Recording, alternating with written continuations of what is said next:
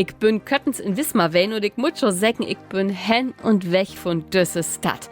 Du moch ich jo auch gern beten wat davon wiesen. Nu is Wismar bannig riek an Kaken und die sind auch ganz besonders scheun. Darum hab ich mir überlegt, die Kaken von Wismar, die kriegt auch all noch in Lütten extra Film, sodass ich schon nu erstmal pur von meinen anderen Eindrücken wiesen kann. Das, was mir an Wismar so gefallen hat, das sind diese wunderbaren, smucken, auen Hüs. Ganz viel davon noch in gautschen Stil. Ich kann mir doch meist gar nicht an satt sehen. Tot Glück ist doch auch alles ganz dicht beieinander, so dass ein ganz gut ein Auto utkommen kann. Denn kick mal hier, die Straßen, die sind total echt bannig smal. Das hat von Wismar das Leid ins Zentrum ob den Markt. Die ist akkurat 1 Hektar groß. Für den Zweiten Weltkrieg wäre hier der größte Marktplatz von Norddeutschland. Wie seht ihr wunderbare Gävelhüs, die mit des meiste sie zu neuen Platz entbaut sind. Hier steht das Rothus. Das hätte der Mecklenburgische Hofbaumeister Johann Georg Barker baut. Und nun lot uns mal Purhüs an der Ostsied von Markt ankicken. Da seht wir einmal das Restaurant an der Woterkunst. Ganz muck mit seine grüne Molerie in Jugendstil. Früher hätt dat mal Hotel Altno heiten. Denn fällt natürlich das Hus mit in backsteinroten, dreidelig spätgotschen Pilasterstaffelgäbel in auch. Das Restaurant Alter Schwede ist unter Jahr 1380 und ein von den ältesten Profanbauten von der Stadt. Das ist auch bin richtig smuckgut und eten kann ein Dor. Richtig gaut.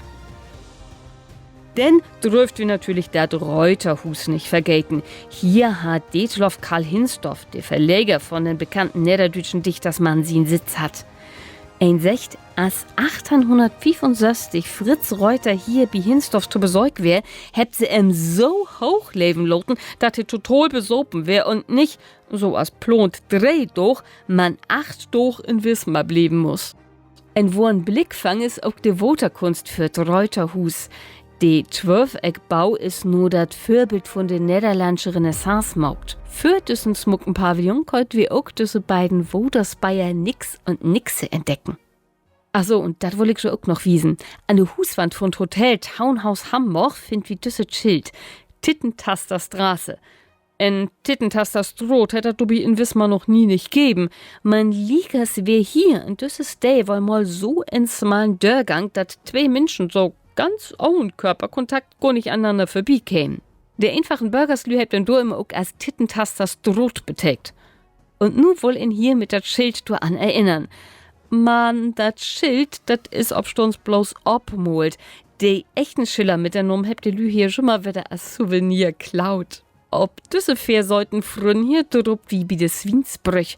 Und klar, dat bringt Glück, wenn in jems Drokeln deit. Direkt amang bi des Wiensbrüch dursteit auch dat Schabbel. Dat Hus hebt se 1569 bis 1571 baut. Hier hätt mo de Bürgermeister Hinrich Schabbel wohnt. Von doch ist du ein stadtgeschichtlich Museum inricht.